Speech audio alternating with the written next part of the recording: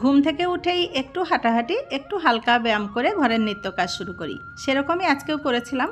তো এদের কিচকিচানিতে সেই কাজ মাঝপথে ফেলে রেখেই চলে এলাম এদের খেতে দিতে। এত ডাকাডাকি করছে, আর আগে এদেরকে খেতে দিতাম একটু বেলা করে। আমার সব কাজ শেষ করে যখন আমি চা করতাম তখন এদেরকে একটু খেতে দিতাম। এখন এদের আর সহ্য হচ্ছে না, 7টা বাজতে না বাজতেই ডাকাডাকি শুরু করেছে। আসলে ওরাও বুঝে গেছে যে ডাকাডাকি করলেই খাবার চলে আসবে, আর আমিও ওদের ডাকাডাকি শুনেই ওদের আগে ঠান্ডা করে নিই একটু। আর এদেরকে যদি আমরা না দিই কোথায় বা পাবে। এবছর যে পরিমাণে বৃষ্টি হচ্ছে, চারিদিকে জল, এই পশু পাখিদের খাবারের কিন্তু একটা অভাব হয়েই যাচ্ছে। তো আমরা যদি একটুখানি দিই, বেচারারা খেয়ে বাঁচে। আর এগুলো করতে আমার তো ভীষণই ভালো লাগে। গরমের সময় ছাদে জল রেখে দিই, আবার কখনো কখনো নিচে মোটর চালিয়ে কল ছেড়ে রাখি ওদের জল খাওয়ার জন্য। তো ওরা কিন্তু আসে, খায়, চলে যায়। তো এখন তো জলের দরকার নেই, চারিদিকে প্রচুর জল, এখন একটু খাবারের দরকার। তাই প্রতিদিন অন্তত 3 বার করে আমি এইভাবে ওদের খাবার দিই। হাতের কাছে মুড়ি থাকলে মুড়ি, ভাত থাকলে ভাত, রুটি থাকলে রুটি, যখন যেমন থাকে, কখনো বা বিস্কুট। যাই হোক, আজকের ভিডিওটা একটু অন্যরকমভাবে শুরু করলাম। আর এখন চলে এসেছি আমার রূপ গার্ডেনে। আর আমার রূপ গার্ডেনে আপনাদের সবাইকে অনেক অনেক স্বাগত। তো দেখুন, রাত্রেবেলা কিন্তু বৃষ্টি হয়েছে, আর সেই বৃষ্টির জলই ওই গামলায় গামলায় জমা হয়ে আছে। আর ছাদে এসেই দেখতে পেলাম এই শশাটা একটু যেন ফুটো করে দিয়েছে পোকায়। তো ভাবলাম তুলে নিই, না হলে আর খাওয়াই যাবে না হয়তো। আর এদিকে আর একটা শশাও রয়েছে, সেটাকে এই যে এইভাবে রেখে দিয়েছি। বুঝতে পারছি না যে এটা আদৌ বড় হবে কিনা। আর এখানে দেখুন, সারা গাছে একটাই মাত্র পেয়ারা পেকেছিল, আর সেটাই যে হয়তো বাদুড়ে বা অন্য কিছু পাখিতে খেয়ে গেছে। তবে মনে হচ্ছে রাত্রেবেলা বাদুড়েই খেয়েছে, কারণ ইঁদুর কি আর ওই ডালের মাথায় উঠে খেতে পারবে কি জানি না। যাই হোক, কেউ কোনো ক্ষুধার্ত প্রাণী হয়তো খেয়েছে। আর বাকি যে পেয়ারাগুলো রয়েছে সেগুলো কিন্তু পাকতে অনেক দেরি এখনও, কারণ একটাই কি করে যে বড় হয়ে পেকে গেল সেটাই বুঝতে পারছি না। তো চলুন, ফুল তুলতে তুলতেই ছাদের থেকেই দেখিয়ে দিই আমার পিছনের নিচের বাগানের কি অবস্থা। ওই দেখুন, আসলে আমার ঘরের সঙ্গেই হচ্ছে আমাদের গোডাউন, আর গোডাউনের পিছনেই পড়ে আছে এই যে এতটা জায়গা। আর যেটা আমি মাঝে মধ্যেই আপনাদেরকে বলি যে নিচের বাগান, তো ওই বাগানে কিন্তু তেমন একটা গাছ লাগানো যায় না। একটু বৃষ্টি হলেই জল জমে একদম যাতা। আর এবছরে এত বৃষ্টি যে পুরো জলে ওখানে পুকুর হয়ে গেছে। এই জল যে কবে শুকাবে তার তো কোনো ঠিক নেই। আর এবছরে ভেবেছিলাম একটু মাটি ফেলে এখানে কিছু বাগান করার চেষ্টা করব শীতের সময়। তো এখন যা জলের অবস্থা, এখন আপাতত এবছরে আর মাটি ফেলা হচ্ছে না। তো যাই হোক, এদিকে দেখুন, আমার এই অপরাজিতা গাছটা কয়েকদিন পরপরই দেখছি প্রচুর ফুল দিচ্ছে। কালকেও অনেক ফুল ফুটেছিল, আমি বেশ কিছুটা নিয়ে গেছিলাম, আর কিছুটা গাছে রেখে গেছিলাম, সেগুলো কিন্তু ওই যে একটু শুকিয়ে শুকিয়ে গেছে। আর আজকেও দেখছি আবার অনেক ফুল ফুটেছে। তো এই ফুলগুলো এত সুন্দর লাগে, কালারটা যে কি অপূর্ব, আমার তো ভীষণ ভালো লাগে ফুলের সাজিতে যখন বিভিন্ন ফুলের সঙ্গে রাখি। আর এক দিদিভাই তো কমেন্টে আগের দিন একটা শর্ট ভিডিও দিয়েছিলাম, সেখানে বলেইছেন যে তোমার ফুলের সাজিটা অপরাজিতা ফুলের জন্য খুব ভালো লাগছে। তো যাই হোক, আজকে কিন্তু ফুল একটু কম, জবা একদমই কম ফুটেছে। এই লাল জবার গাছটাই শুধু ফুটেছে, তার থেকে ওই দিকের ফুলগুলো তো আমি নিই না, সুন্দর লাগে দেখতে বাইরে থেকে, তাই। তো একটা জবা নিয়ে নিলাম, আর কিছুটা নয়নতারা নিলাম, আর এই যে অপরাজিতা। তো এটুকুতেই আজকে আমার কাজ চলে যাবে। আর শশাটাও আজকে ভাবছি ঠাকুর পুজোতে দিয়ে দেবো। তো দেখুন, চলে এসেছি নিচে। আজকের ভিডিওর যে মূল বিষয়টা, যে অনেক চারা কিন্তু বিনা খরচেই একদম সুন্দর করে বাগানে তৈরি করে নেওয়া যায়। নিজের বাগান থেকে, আশপাশের জায়গা থেকে কিভাবে সেগুলো তৈরি করা যায়, সেটাই আজকের ভিডিওর মূল বিষয়। তো প্রথমেই এই যে এটা দেখাচ্ছি, এটা কিন্তু পাতাবাহার। আর এটাকে কিন্তু ইনডোর প্লান্ট হিসাবেও রাখতে পারেন, কারণ ইনডোরেও খুব ভালো এই গাছগুলো হয়। আর এই যে আমি কৌটার মধ্যে জল দিয়ে এইগুলো রেখে দিয়েছি, দেখুন মোটামুটি 7 দিন 10 দিন মতো হয়েছে এটা রেখেছি। তাতেই দেখুন শেকড় কিন্তু বেরোনো শুরু করে দিয়েছে।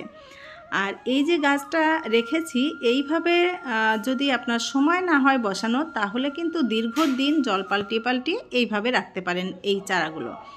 কারণ আমার এই যে পাশেই যে হাঁড়িতে রয়েছে এই গাছটা, মোটামুটি 1.5 বছর ধরে কিন্তু ওই হাঁড়িতেই জল পাল্টিয়ে রাখা আছে। এখানেই গ্রোথ হবে শিকড় হয়ে, এই জল খেয়েই বাড়বে এবং ঘরের ভেতরে খুব সুন্দরভাবে কিন্তু এই জলেও রাখতে পারবেন অনেক দিন। তো মাটিতে বসিয়েও চারা তৈরি করা যায়। এই দেখুন আমি কিছু ছোট্ট ছোট্ট ডাল মাটিতে বসিয়ে রেখেছি, এগুলো হচ্ছে তুলসী গাছের পাশ দিয়ে বসিয়েছি। তো এগুলো কিন্তু আস্তে আস্তে চারা তৈরি হয়ে যাবে, তখন আমি অন্য পটে বসিয়ে দেব। আর এদিকে দেখুন এই যে বেগুনের চারা দিয়েছিলাম আগের দিন, আপনাদেরকে দেখিয়েছিলাম একটা ভিডিওতে, তো সেই চারার কিছু কিছু চারাই যে বেরিয়েছে। আর ওই যে তুলসী গাছের পাশে যে পাতাবাহারগুলোর চারা বসিয়েছি, এই গাছের চারা। তো দেখুন এই যে বললাম বিনা খরচেও বেশ কিছু চারা তৈরি করা যায়। এই চারাটা কিন্তু আমি যখন আমি ভোট দিতে গেছিলাম গত বছর, তখন আমি একটা রাস্তা থেকে একটা ছোট্ট ডাল ভেঙে নিয়ে এসে জলে রেখে দিয়েছিলাম, তারপরে সেখানেই চারা হয়েছিল। আর জল থেকে তুলে নিয়ে এই 8 ইঞ্চির টবটাই বসিয়ে দিয়েছি। দেখুন ছায়াতেই কত সুন্দর হচ্ছে গাছটা, রোদের কোনো দরকারই নেই। এদিকে দেখুন শশাটা কেটেছিলাম, শশাটা কিন্তু পোকা কাটা জায়গাটা নষ্ট ছিল না, একদম ভালো ছিল। এবারে চলুন দেখাই রঙ্গনের চারা কী করে তৈরি করবেন। এই যে আমার বাড়িতে ঘরের সামনেই এই রঙ্গন গাছটা রয়েছে, এটাও কিন্তু কোনো এক ওই যে জল জমেছে পেছনে দেখতে পেলেন, ওই রকমই কোনো জলের সঙ্গে এসে বেঁধে গিয়ে সেখানে চারাটা হয়েছিল। তখন আমি এই চারাটা তুলে নিয়ে এসে এখানে বসিয়েছিলাম, বেশ কয়েক বছর হয়ে গেল, তাও 7-8 বছর হয়ে গেছে এই গাছটার বয়স। তো সেই থেকেই গাছটা আছে, প্রত্যেক বছর কাটিং করে দেওয়া হয়। আর এই গাছ থেকেই কিন্তু প্রচুর চারা এ পর্যন্ত আমি তৈরি করেছি। তো এখন আবারও তৈরি করেছি। আর কিভাবে করা যায় চারা তৈরি করতে সহজে এই বর্ষা আসলেই, চলুন সেটাই আজকে দেখাবো। এই যে যে ডালগুলো দেখছেন নতুন নতুন বেরিয়েছে, আমি কিন্তু সবসময় এই ডালগুলো দিয়েই চারা তৈরি করি, তাতে কিন্তু আমার খুব সুন্দর চারা তৈরি হয়।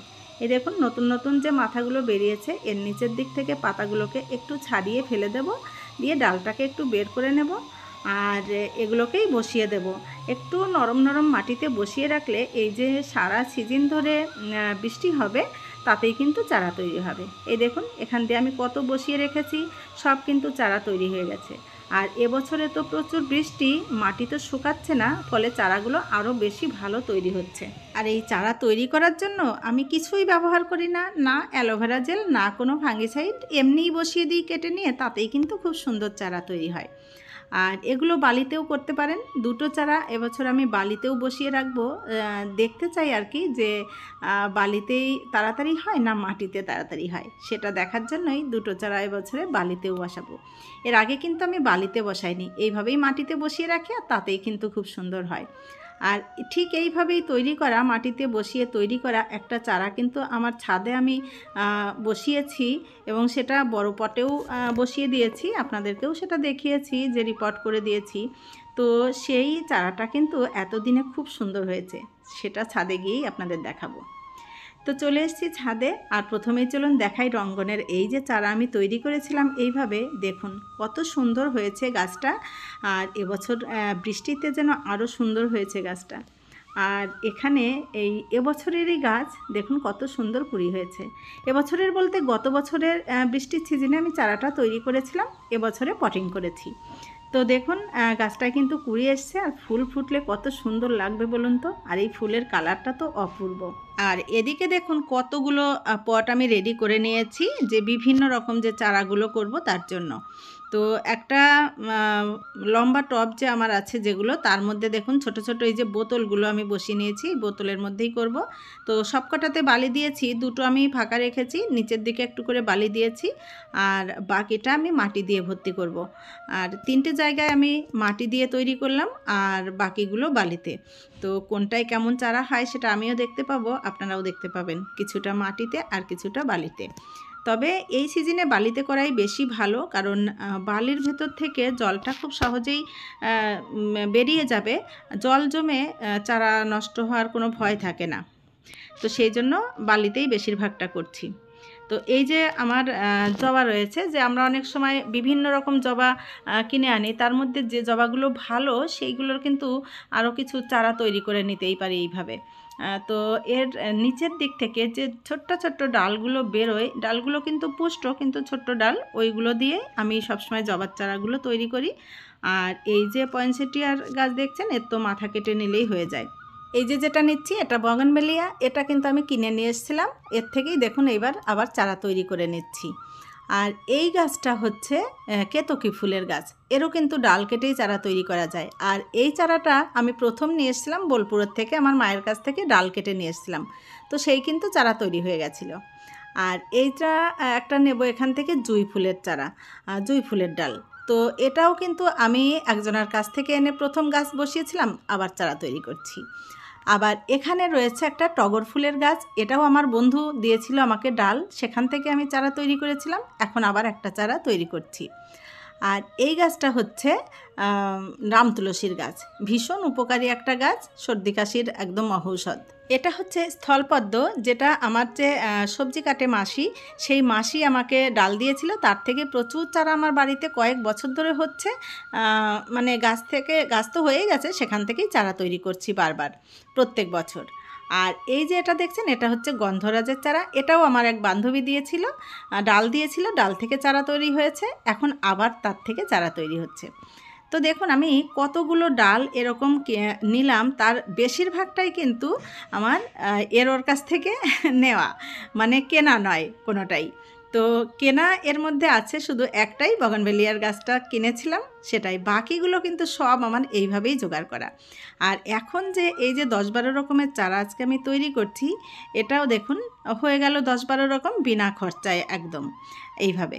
তো এইভাবেই কিন্তু বেশ কিছু চারা আমরা বাড়িতে তৈরি করে নিতে পারি একদম বিনা খরচে, বিনা পরিশ্রমেই বলতে পারেন। এই তো চারা তৈরি করা এমন কোনো পরিশ্রম নেই। আর এই বর্ষার সিজন হচ্ছে চারা তৈরি করার একদম মোক্ষম সময়।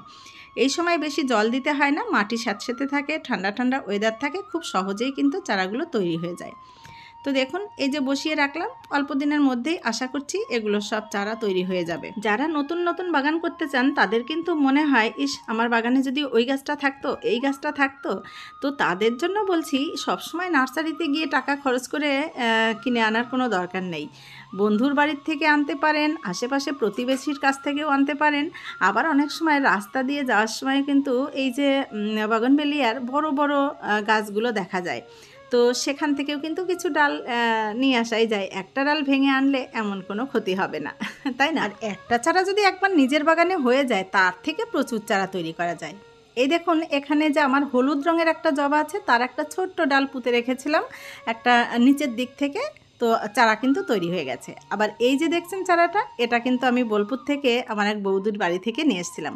কত সুন্দর জবা হয়, আপনাদেরকে অনেকবারই দেখিয়েছি যে দারুণ কালার। এবার যদি আমি চাই, ওটার থেকেই আমি আরও সুন্দর সুন্দর জবার চারা তৈরি করে নিতে পারি। আসলে আমরা যারা বাগান করি 12 মাসই এরকম কিছু চারা তৈরি করার চেষ্টা করি। আর পুরনো গাছগুলোকে কাটিং ছাটিং করে যে ডালগুলো হয়, সেগুলো দিয়েই কিন্তু নতুন নতুন চারা আবার তৈরি করি। আর যারা একদম নতুন বাগান শুরু করছেন, তাদের জন্য তো খুবই ভালো টিপস এটা, যে এইভাবে কিছু চারা তৈরি করে নিয়ে বাগানটাকে ভরাট করে নিই। প্রথম প্রথম বাগান যখন ফাঁকা থাকে, মনে হয় একটু বেশি গাছ হলে ভালো হয়, যেটা আমারও হতো। তখন কিন্তু আমি এইভাবে করেই প্রচুর গাছ তৈরি করে নিয়েছিলাম। অনেকেই কিন্তু জানেন না যে কোন গাছের ডাল থেকে চারা তৈরি করা যায়। আমিও জানতাম না প্রথম দিকে, করতে করতে বাগান করতে করতে অনেক কিছু শিখেছি, অনেকের কাছ থেকে জেনেছি যে এরকম ডাল কেটে কেটে চারা তৈরি করা যায়। কিছু তো আমরা জানি, তবে সব তো আর জানি না।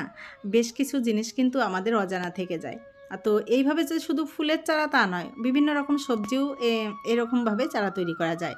যেমন কলমি, পুঁই, হেলেঞ্চা, কুলেখাড়া, পুদিনা পাতা, এরকম অনেক কিছু কিন্তু ডাল থেকেই করা যায়, সেগুলো আমরা করে নিতেই পারি। যাই হোক, আজকের মতো এটুকুই। ভিডিওটা যদি আপনাদের ভালো লাগে, লাইক কমেন্ট শেয়ার করে পাশে থাকবেন। আর যারা নতুন বন্ধু, তাদের যদি ভালো লাগে, চ্যানেলটিকে সাবস্ক্রাইব করে সাথে থাকবেন। আপনারা সবাই খুব ভালো থাকবেন। দেখা হবে পরবর্তী ভিডিওতে। টাটা।